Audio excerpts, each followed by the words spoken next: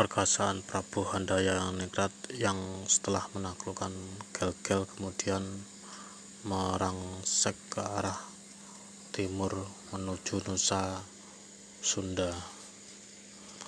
Raja-raja Sumbawa yang sebelumnya melepaskan diri kemudian ditundukkan kembali dalam kuasa Majapahit.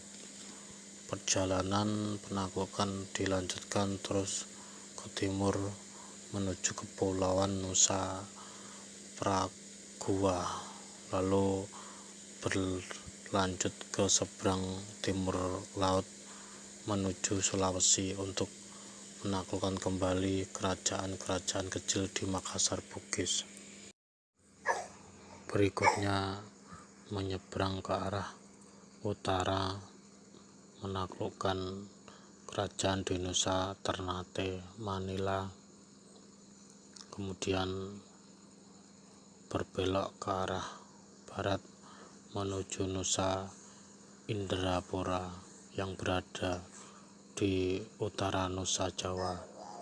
Kerajaan Banjar pun tunduk takluk kembali mengakui kebesaran Majapahit.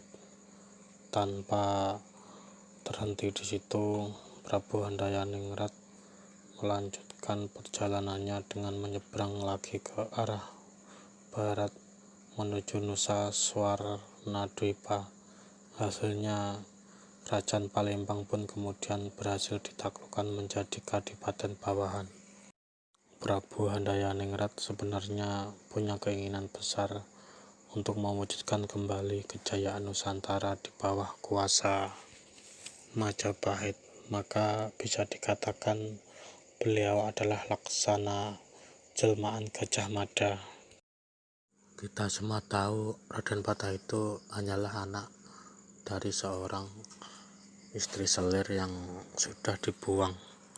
Sekali lagi, apa kebanggaan dari anak yang ibunya terbuang? Bahwa Prabu Kertabumi yang selalu menikah dengan putri Cina,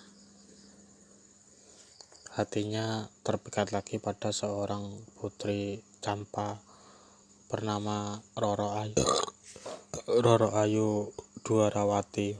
Namun sang putri mempunyai permintaan, ia mau dipersunting asalkan dialah yang diangkat menjadi permaisuri, dan istri sebelumnya yakni putri Cina harus diusir dari kerajaan. Prabu Kertabumi bimbang pikirnya, namun cinta telah membutakan hatinya. Gandrung asmaranya telah terpatri pada sang gadis cantik putri Campa. Maka istri yang sebelumnya yakni perempuan Cina yang sebelumnya sangat dicintainya pun kemudian dikeluarkan dari keraton Kilen. Namun karena sedang hamil besar, ia pun tak tega mengusirnya. Maka untuk menutupinya, sang putri dikirim ke Palembang, dititipkan kepada anaknya yang dijadikan adipati di sana yang bernama Arya Damar.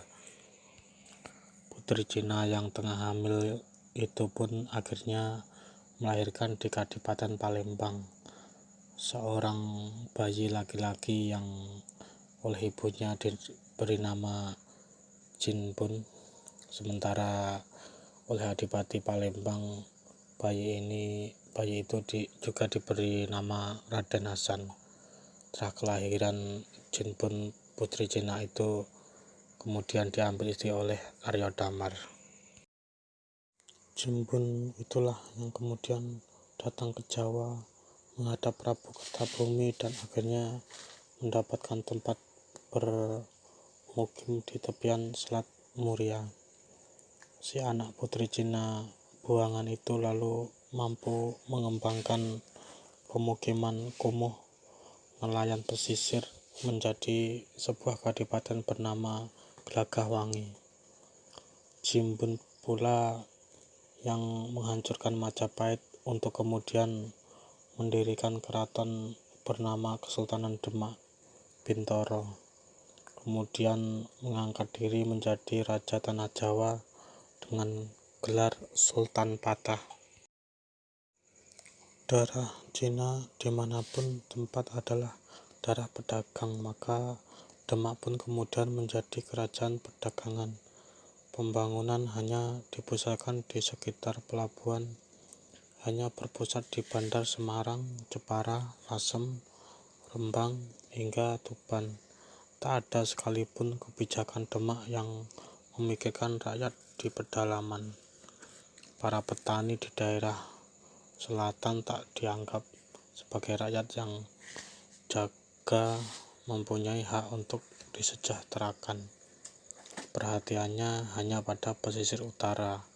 Itulah yang terjadi dengan Demak selama puluhan tahun berkuasa sebagai kerajaan terbesar di tanah Jawa. Hamba meminta izin untuk membawa Semosito kembali ke Kadipaten, Kanjeng. Ya, silahkan. Oleh karena itu, Kanjeng tak perlu lagi merasa cemas, karena memang Kanjenglah yang paling berhak meneruskan kejayaan Majapahit sebagai keturunan pinilih yang berasal dari benih pilihan. Rakyat tanah Jawa membutuhkan pemerintahan yang berpihak pada mereka, bukan yang hanya memikirkan kesejahteraan para saudagar Cina, dan itu hanya bisa dilakukan ketika kekuasaan atas tanah Jawa ada dalam genggaman Kanjeng.